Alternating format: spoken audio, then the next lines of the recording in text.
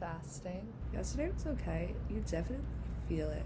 And then today I ate around 11:30, so I should stop before 7:30. But I'm meeting my friend for dinner at 7:30. I think it comes from like when I was trying to lose weight when I was younger. It was so obsessive, and I was almost like I was disappearing. And I don't want to do that again. Like, I don't want my weight to define me. People who eat when they're hungry and stop when they're full, and like even if they want to change themselves, it's like, oh, I want to exercise more. Like, that's so crazy to me. Well, look who's back. It's me, Diana B. As you know, if you watched my last video, I am still in quarantine. I don't even know what day it is. I don't think anyone does. If you do, comment below. And I decided to do another older sister advice from a college senior that no one asked for and no one really needs, but I'm gonna give anyway.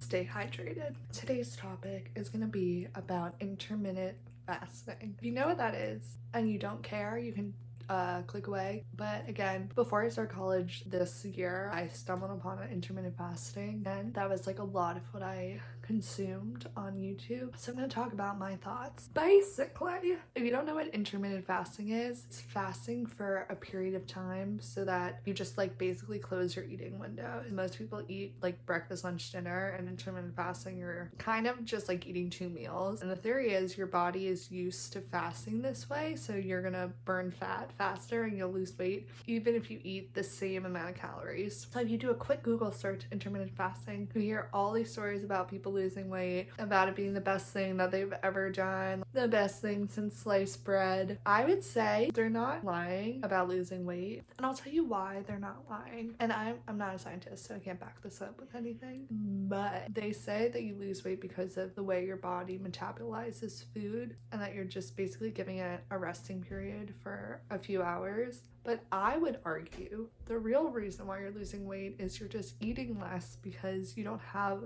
a big enough time window. So I'm not exactly sure, but I would guess that most people who are eating 3 meals a day are actually now eating 2 because their window starts at like noon instead of 8. That's the first thing I would say. So going off of that, I think you will lose weight. If your main goal is to lose weight, then everything they're saying makes a lot of sense. And it is a good weight loss thing. And that's what happened to me. Like I lost all the weight I wanted to, and I was just kind of like, oh, this is good. This works. I enjoy this. Yeah, weight loss. I probably lost about 10 pounds, like a significant amount of weight with other stuff, some drama in my life. And I do think it helped me focus on snacking. Like, I do think my habits got better, and I was waking up hungry and like being hungry. But if you're not recovering from eating disorder probably, and you like had healthy habits growing up, I don't even know, like that makes a lot of sense. But for me, I really struggle with eating when I'm not hungry. Okay, that's that. Now the reason why I stopped intermittent fasting, you're probably wondering, Diana, if you lost weight, why'd you stop? If everyone loves it, why'd you stop? Should you keep going? To which I say, there are a lot of negatives about intermittent fasting that people do not talk about. I had such bad headaches. I had such a hard time getting out of bed. I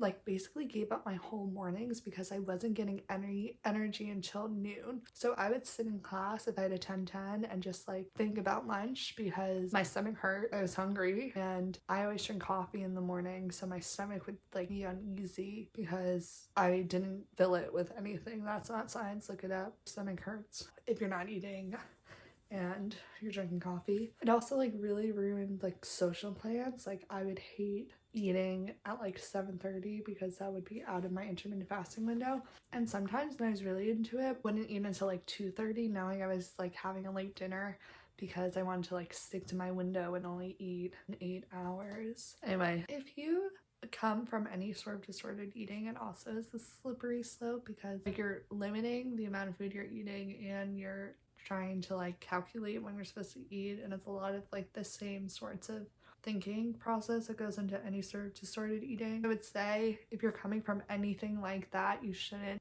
intermittent fast, and no one says that. Like no one's been talking about that. Yeah, so overall I would rate it, I don't know, 3 out of 10. It's not the worst thing you can do. It's not like the military diet where you're only eating, I don't know if you guys even know what the military diet is. It was around when I was in high school. It's like 1 piece of bread, 1 egg, like half a cup of vanilla ice cream. Look it up.